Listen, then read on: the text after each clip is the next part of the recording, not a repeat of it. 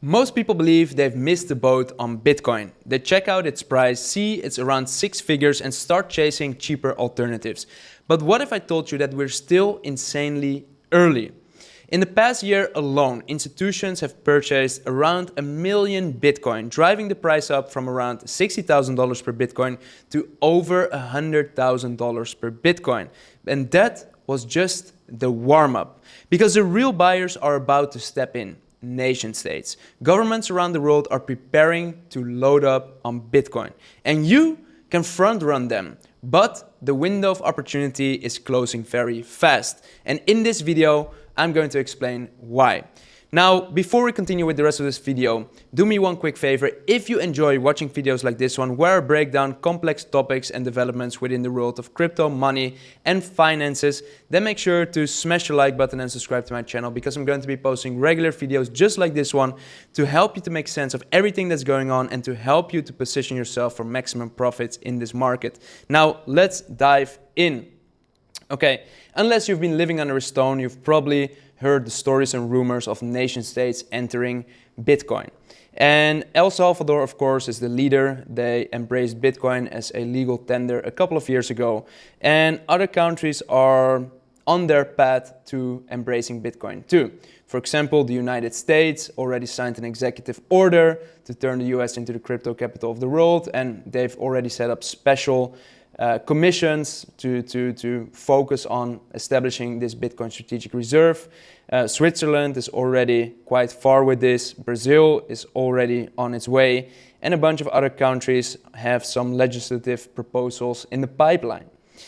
All right, well, that's of course very interesting. Let's briefly have a look at the case study of El Salvador. So El Salvador has been buying Bitcoin every single day. So every single day they've been buying up at least 1 Bitcoin. And they also have a mining facility on a volcano where they're harvesting thermal energy. So thermal energy is energy generated through heat. And they're using that energy in order to mine Bitcoin. So El Salvador basically went all in on Bitcoin. Here you see a tweet: El Salvador bought $1 million worth of Bitcoin for their strategic reserve. And here just in El Salvador bought another 11 Bitcoin worth over 1.1 million for their strategic reserve. Now, you might think, all right, a country buying $1 million of Bitcoin, is that a lot? Or, 11 billion for a country, is that a lot? And the answer is no. Just $1 million of Bitcoin is not much, or 11 Bitcoin isn't much, but they keep doing it consistently. They're dollar cost averaging. And they have actually accumulated so many Bitcoin that El Salvador right now is no longer dependent on any external source of funding. So prior to this Bitcoin strategic reserve strategy, they had to borrow money from the IMF in order to keep their economy afloat. And now they no longer have to do that. They're still borrowing some money because it's free, cheap money. It's not free, but it's cheap, low interest money. Which allows them to grow their economy, but they don't have to. If they want to, they could also sell parts of their Bitcoin in order to get that liquidity that they need to grow their economy. But El Salvador, you can be financially free on different levels. You can be financially free as an individual, meaning that you every single month there's more money coming in than going out, and basically it means that you have all of your expenses covered with your cash flow. Now, you can also be financially free as a country, meaning that you no longer need external financing in order to sustain your own economy. And El Salvador went through a phase where it went from one of the poorest countries in the world to actually becoming one of the most progressive countries in the world with one of the lowest crime rates. And the president 𝗗𝗶𝘀𝗰𝗹𝗶𝗺𝗿, was even on the cover of Time magazine, and they call him the strong man. So why the strong man? Well, because he is an authoritarian leader, meaning that he is in total control of the country, but he has used his power for a lot of good. So he significantly reduced the crime rate, making it one of the safest countries, cracking down on gangs, and he also made the country financially a lot stronger by not relying on external financing, but actually embracing Bitcoin, being super innovative. They were the first country to do this, to accept it as a legal tender, meaning that you can transact freely with Bitcoin within the country in everyday situations, like paying in a shop, at a restaurant, hotel, those kind of things. So yeah, he made the main case study for countries to embrace Bitcoin. And they call it the 𝗗𝗶𝘀𝗰𝗹𝗶𝗺𝗃 miracle. Now, countries are just like sheep, just like retail investors are. When you see that one country is doing really well by embracing a particular strategy, then why not consider embracing that strategy too? Because you don't want to be left behind. So, well, the US, of course, is very eager, very keen on having talks at least to explore how they could establish their own Bitcoin strategic reserve. Trump already signed an executive order to turn the US into the crypto capital of the world. They're making their first steps towards establishing that Bitcoin reserve strategy.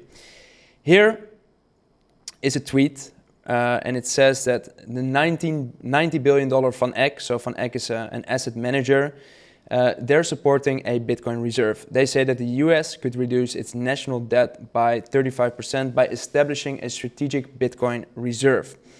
Or in other words, if the US, just like El Salvador, would accumulate Bitcoin, and they're already holding around 200,000 Bitcoin, if they would keep accumulating Bitcoin, and there's talks of the US adding another 200,000 Bitcoin per year, and if they are willing to hold on to that Bitcoin and see the value of the Bitcoin appreciate over the long term, and then sell some of that Bitcoin in the future, then they could pay off a significant chunk of their national debt. Because that's one of the things that's basically holding the US economy back. It currently has around $36 trillion of debt. Just the interest payments on that debt is now almost, equivalent to I believe the GDP of the United States. So that's already quite insane. So let's continue. Here, Argentina is going to fully allow Bitcoin transactions in 2025. First sovereign crypto legal tender. Under this creative approach, people will be able to daily make transactions using several currencies, including Bitcoin. Then let's continue. Here is a proposal by the Swiss National Bank to hold Bitcoin. This was set in motion as an initiative published by the Swiss Federal Chancellery, according to Reuters. And if it's approved, this could set a precedent for other central banks to follow, further legitimizing Bitcoin as a reserve asset.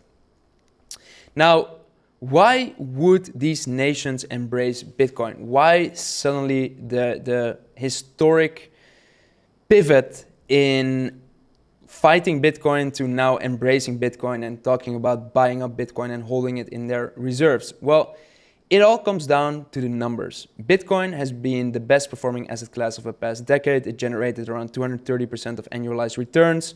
Here you see a comparison between the returns of Bitcoin, gold, and the S&P 500 over a period of 10 years. So you can see that gold generated about 40% returns over a period of 10 years. The S&P 500 199% returns, and Bitcoin around 12 million%, and that's totally insane. Now, of course, you might make the argument that Bitcoin is just a very young asset class, and now that as it's growing older, the returns are slowly diminishing over time as Bitcoin becomes a more mature asset class. Well, that is to be expected. The same was true with Amazon. Amazon right now is one of the strongest stocks on the stock market, but Amazon also started as a very volatile, choppy stock. Amazon stock could go up with 10%, it could go down with 15%, and go up with 20% again, just like Bitcoin can move with $10,000, $20,000, $25,000 in a single day in both directions, all right? But as Bitcoin is maturing as an asset class, there are more buyers to buy up the dips. There's more sophisticated buyers which understand the asset. For example, when now Bitcoin dips, you've got companies like MicroStrategy and BlackRock which are buying up boatloads of Bitcoin. So the dips might not be as deep as in the previous cycles anymore. Of course, it's not a guarantee, but there's an insane amount of buying pressure from institutions in the market right now which understand the long-term potential of Bitcoin. So what is the purpose of a strategic Bitcoin reserve? Well, because Bitcoin is a deflationary asset, meaning that it is not possible to increase the supply of Bitcoin. There's a hard cap of Bitcoin. There's only 21 million Bitcoin that will ever be in circulation, while from almost every asset in the world you can create more of. Because it's a deflationary asset, it can help protect against excessive inflation, as it has in other countries. It can also help stabilize the dollar's value in times of stress. Also, it would further diversify the government's reserves, which is a prudent move in any event. So the whole issue with the US dollar right now is it's being printed out of thin air, and literally trillions of dollars have been printed out of thin air in the past few years. And now people around the world are suffering the consequences. And the consequence of money printing is inflation. Basically, inflation means that the more units of money are in circulation, the more every single unit of money is decreasing in value. It's simply supply and demand.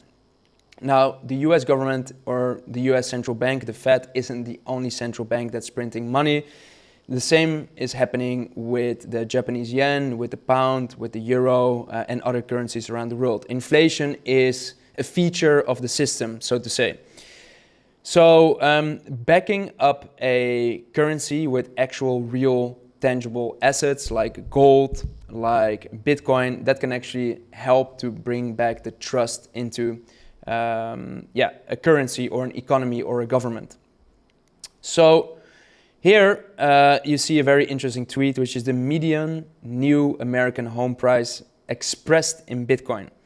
So the main thing that is changing over time is how much one Bitcoin is worth and how much the median American home price is worth. So now I'm talking about the American home price, but let's assume a very similar pattern in other countries and regions across the world. The only thing that changes is the currency that is expressed to the currency used to express the value of the house.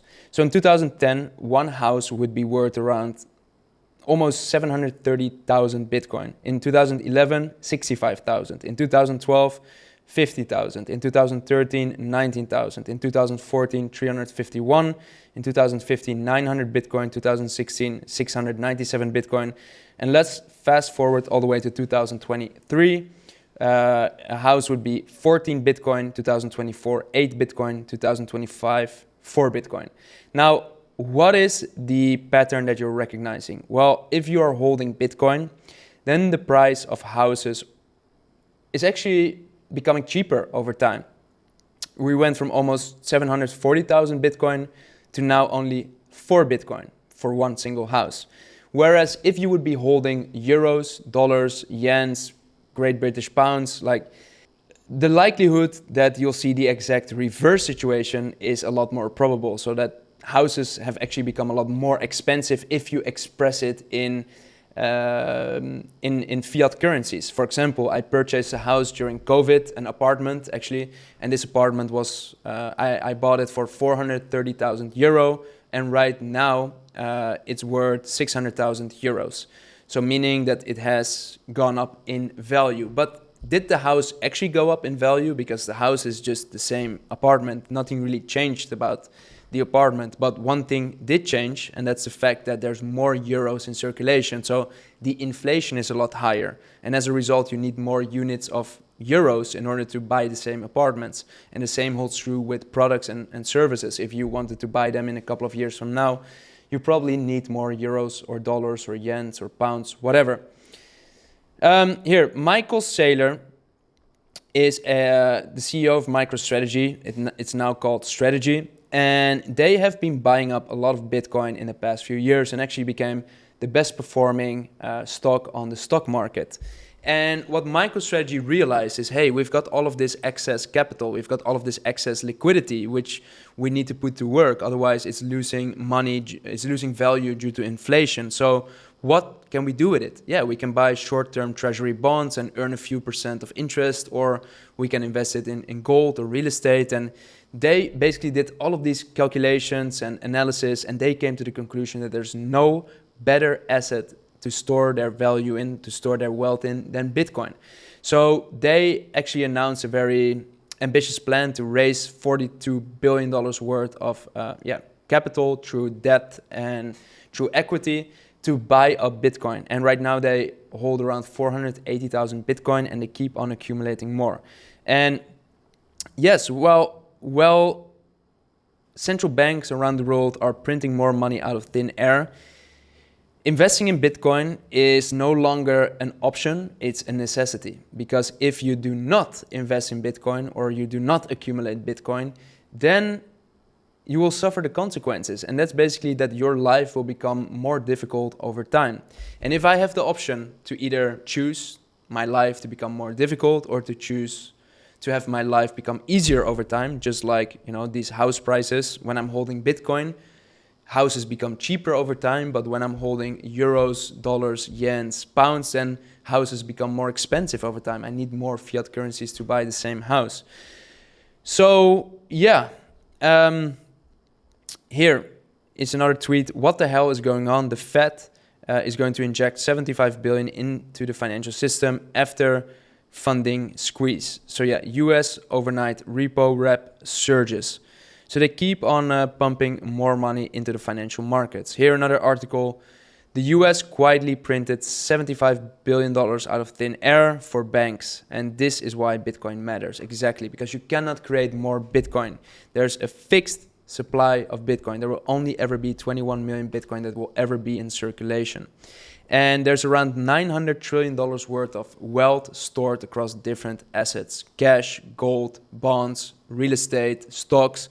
And while there's so much capital in the markets, a lot of it will probably redistribute in the next few years. For example, there's a lot of investors which are holding on to gold right now, believing that it's a really great store of value. And it is. It has historically performed really well. And throughout history, many societies and wealthy people have gone to gold as their main store of value, and it has served its purpose. However, Bitcoin has many of the same properties as gold, but it has in many ways also a lot better properties. For example, recently they discovered the largest gold deposit in China.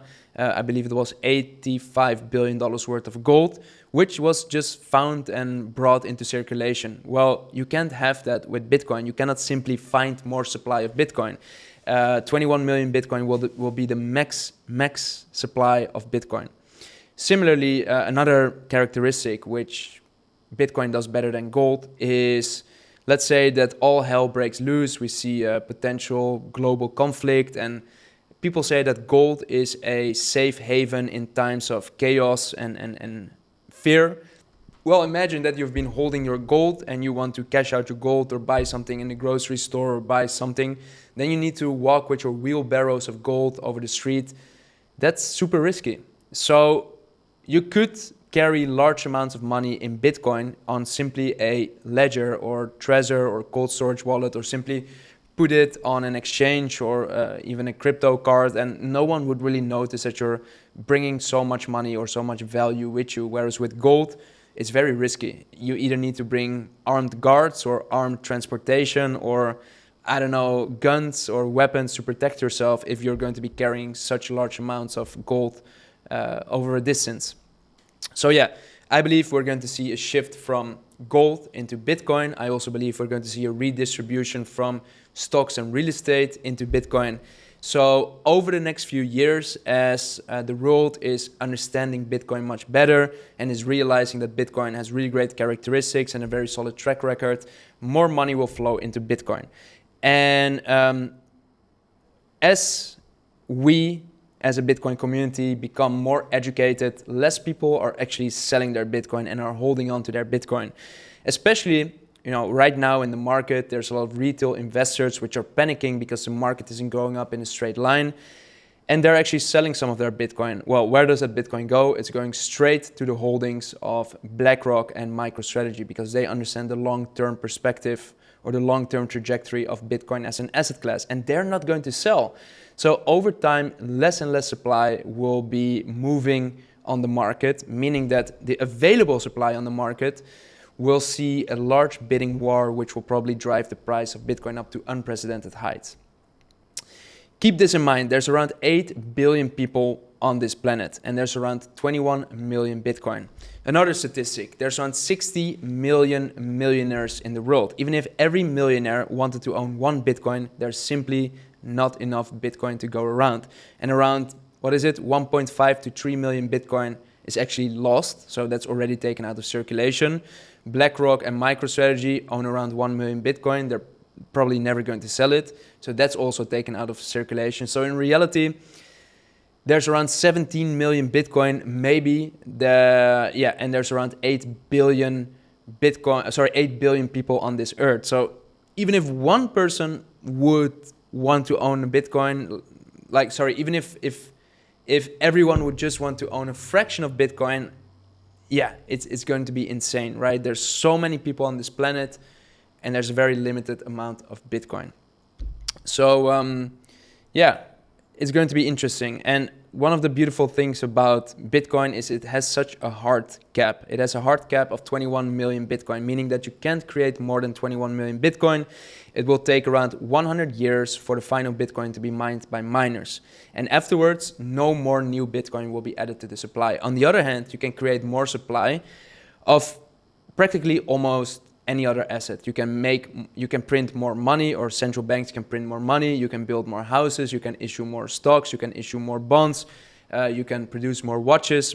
You can mine more gold, but you can't create more than 21 million Bitcoin. And that's why Bitcoin is so loved by investors around the world. This chart is showing how much supply of Bitcoin is being released by Bitcoin miners. So the blue area on this chart is the new supply, which is being released by miners. To explain this in very simple words, whenever you're doing a transaction on the Bitcoin network, your transaction is added to a very large block of transactions. Those transactions are processed by the Bitcoin miners. Those are individuals and companies that own special pieces of hardware that process transactions on the Bitcoin network. And every time a block of transactions is processed, Bitcoin miners earn Bitcoin as a reward. And over time, that Bitcoin is slowly becoming more scarce after every halving event that happens. So what is a Bitcoin halving? A Bitcoin halving is that every 4 years, we see that the number of Bitcoin that gets released to the Bitcoin miners for processing a block of transactions gets halved. Okay, well, right now around 95% of all Bitcoin have already been mined, meaning that the final 5% of all Bitcoin still needs to be mined. So that means that not a lot of new supply is going to hit the market. At the same time, the old supply, the existing supply, has already been gobbled up by, for example, MicroStrategy, Marathon Holdings, United States, Block One, Tether, BitMEX, Mt. Gox, BlackRock, Grayscale. So basically the institutions and some countries are holding the largest chunk of Bitcoin already.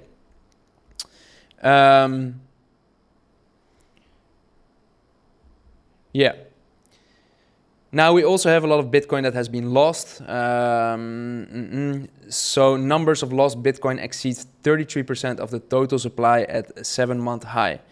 So I'm not 100% sure how this was calculated. Maybe they have a certain rule that if Bitcoin hasn't been moved for an X amount of years, they assume that the Bitcoin within that wallet is actually lost and that people forgot their password or their private keys and they can't access it anymore. But according to different estimates, there's around 1.5 to 3 million Bitcoin lost. Here are some messages. Here, Gerald Cotton's wallet, dead, maybe lost / stolen. 𝗗𝗶𝘀𝗀𝗃𝗃, CEO of 𝗗𝗶𝘀𝗰𝗋𝗃, died unexpectedly in 2018 while on honeymoon with his wife in India. Crypto exchange may have lost 145 million after its CEO suddenly died. So yeah, that's one cause of people losing crypto. It's because they die and they never made sure to give access to other people or back up their private keys or put it in their will or testimony or created like a multi-sig wallet. Here, James Howell's wallet lost key. So James Howells, an IT worker, accidentally threw away a hard drive containing the private keys to 8,000 bitcoins. Despite numerous attempts, he hasn't been able to recover the hard drive from the local landfill, effectively losing access to a substantial Bitcoin fortune, around $150 million worth of Bitcoin. Ouch, that's a very painful loss. That's generational wealth, in fact. So Stephen Thomas also lost his keys. So Stephen Thomas, a programmer, allegedly lost his passwords for a digital wallet containing about 7,000 Bitcoin. Insane. That again hurts so much. Unknown Mt. Gox wallet. So one wallet from the Mt. Gox hack houses over 80,000 Bitcoin and not a single coin has ever been spent from it. So yeah, here just these posts alone, 80,000 Bitcoin. Here also $140 million worth of Bitcoin, or $200 million worth, $145 million worth of Bitcoin. Here $150 million worth of Bitcoin. So just a lot of Bitcoin has been lost, meaning that the supply is even more scarce. And right now, the largest companies are also considering accumulating Bitcoin. MicroStrategy, which we mentioned earlier, has paved the way for publicly traded companies to buy Bitcoin and hold it in their treasuries. Every week we now hear news stories of new publicly traded companies which are gobbling up Bitcoin and adding it to their reserves. The biggest ones, for example, Rumble, Saylor Scientific, Metaplanet, they also keep on buying more and more Bitcoin slowly over time. And the market has reacted really positively to those companies that actually adopted Bitcoin as a strategic reserve. So what does this mean for you? For you, the average investor? Well, the conclusion is the institutions are already ahead. MicroStrategy, 480,000 Bitcoin. BlackRock, 580,000 Bitcoin, or something along that order of magnitude. But the real key for you is to understand that yes, institutions are buying up all the Bitcoin right now, and they are probably just getting started. They are planning to accumulate a lot more. For example, MicroStrategy has announced big, bold plans to accumulate even more Bitcoin. BlackRock is buying up Bitcoin every single day. More and more publicly traded companies are entering the market, and they are buying up more Bitcoin than new Bitcoin is being mined. So around a factor of 3 more.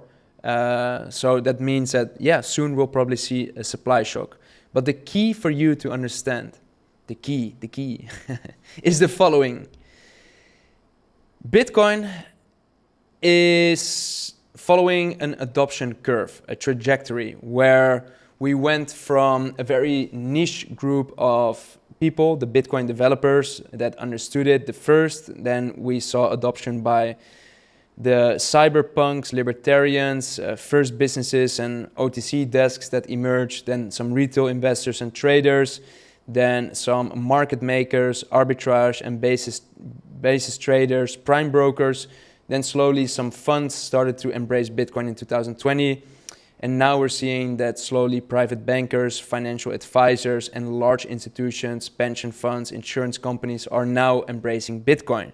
But this image that you see over here is not complete. A very important phase has been left out of this image. And I do believe that the designer of this image, the creator of this image, never even imagined that Bitcoin could be adopted by this next group of buyer, which is nation states. Okay, nation states are now talking about buying up Bitcoin. And I do believe that El Salvador has set this trend in motion the US is now popularizing it, and I do believe that, like I mentioned before, countries are just like sheep. When one or two or three reputable countries are embracing Bitcoin, then suddenly we will see a mass reaction by other countries around the world, which are also going to embrace Bitcoin. Just like when MicroStrategy embraced Bitcoin and became a massive success story, now we're seeing all of these second and third wave publicly traded companies that are also embracing Bitcoin. Here's a tweet by James Lavish. Good morning. As the US moves towards adding Bitcoin as a strategic reserve asset, you will see other countries scramble to do the same. This is a simple game theory, and it will likely play out on a global scale. And I totally agree. So $90 billion Van Eck says that the UAE, Argentina, and Ethiopia are already mining Bitcoin with government resources. All right, nice. Well, actually, I can confirm that because I'm also mining Bitcoin in Ethiopia. Here, breaking news. Bitcoin mining will become legal in Russia on November the 1st. That was last year. So again, that's signs that countries are changing their stance. Bullish. Bhutan has quietly become the 4th largest government holder of Bitcoin, which is mining it sustainably with hydropower. El Salvador has mined 474 Bitcoin, now worth around $46 million using volcano-fueled geothermal power. Yes, we are about to experience something massive. We are witnessing a historic pivot where countries went from attacking Bitcoin in the future to now embracing it and even talking about buying up Bitcoin to hold it in their reserves. And all of this is happening right in front of our eyes. The institutions are already going in hard. Yes, they've pumped up the price a lot from 60K to almost 100K, and probably they will push it even beyond. But the biggest wave of buyers, the countries, are about to get in, and now is your opportunity to get in and to accumulate as much Bitcoin as possible before they get in and before the floodgates are open. So I'm curious to hear your thoughts in the comments below. Do you believe that countries will be the next big buyers of Bitcoin? Let me know. I'm really curious to hear your thoughts based on your research and your understanding of this video. And do me one quick favor, if you enjoyed watching this video, then make sure to smash the like button. It will give me feedback that you got good value out of this video. And if you haven't done so yet, also make sure to subscribe to my channel, because I'm going to be posting regular videos just like this one to help you to make sense of everything that's going on and to help you to position yourself for maximum profits in this market. All right, thanks for watching. Peace out, take care, and I'll see you in the next one.